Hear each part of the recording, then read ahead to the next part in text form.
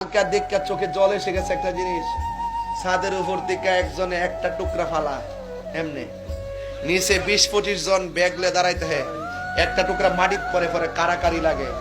হায় রে কুরবানিওয়ালা রে, কি গোশত বন্টনওয়ালা রে, দোতলার উপর থেকে এক টুকরা করে ফালায়, একটা টুকরার জন্য সবটি একটার উপর আরেকটা পড়তেছে, নিতে পারতেছে না, মাটি সহকারে গোশতটা ব্যাগের ভিতরে ঢুকাইতেছে। হায় রে জগৎ, হায় রে জিন্দেগি। আমি মনে করি ব্যাগ নিয়ে ফাতার আগে তুমি নিজে যাইয়া ব্যাগ বানাইয়া গরিবের বাড়িতে পৌঁছায় দেওয়ার দরকার।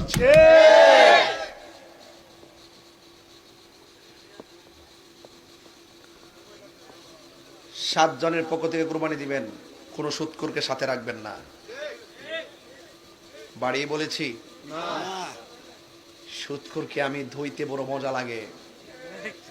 পানসুরুটে পয়সা নষ্ট, যুবক নষ্ট মদে, আর খাই পানি গুলো ছাইরা দিয়া ওই কাপড়টা খুললেন, খুইলা চোখের পানি ফালাইয়া ডাক দিয়া কয়, পরম প্রিয়, আপনি আমার গোপনীয়তাটাকে ওপেন করে দিলেন। আর জোরে জোরে বলেন না সুবহানাল্লাহ। আপনি আমার গোপনীয়তাকে ওপেন করে দিলেন।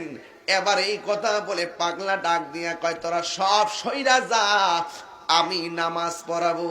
এই পাগলার কাছে 4টা গুণ আছে। 1 নম্বর, সে কোনোদিন আসর নামাজের সুন্নত ছাড়ে না। 2 নম্বর, সে কোনোদিন পরনারীর দিকে তাকায় নাই। 3 নম্বর, সে কোনোদিন আসর নামাজের সুন্নত ছাড়ে নাই। 4 নম্বর, সে কোনোদিন তাকবীরে উলা ছাড়ে নাই। এই জন্য যুবক, আপনাদের কাছে আমার প্রশ্ন, আমরা তাকবীরে উলার সাথে নামাজ আমরা চাই কি চাই না? তাহাজ্জুদের নামাজ আমরা চাই কি চাই না? আসরের নামাজের সুন্নত আমরা চাই কি চাই না? যুবক আমার, আজকের ওয়াজ শুধুমাত্র ঘটনা নয়, আজকের ওয়াজটা চেতনায় ধারণ করতে হবে।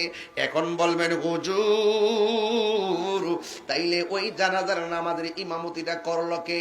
কে সেই পাগলা? ইতিহাসের পাতায় তার নামটা কি? এই নামটা আছে না নাই?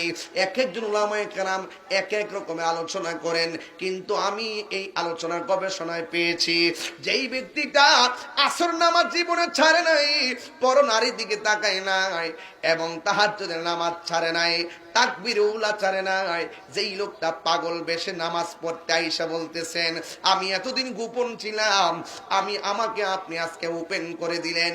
কে সেই ভাগ্যবান ব্যক্তি যার নামটা ইতিহাসের পাতায় দেখলাম? তার নাম হলো সুলতান শামসুদ্দিন আলতামাশ রহমাতুল্লাহি আলাইহি। চিৎকার মেরে কি আল্লাহু আকবার বলা যাবে না?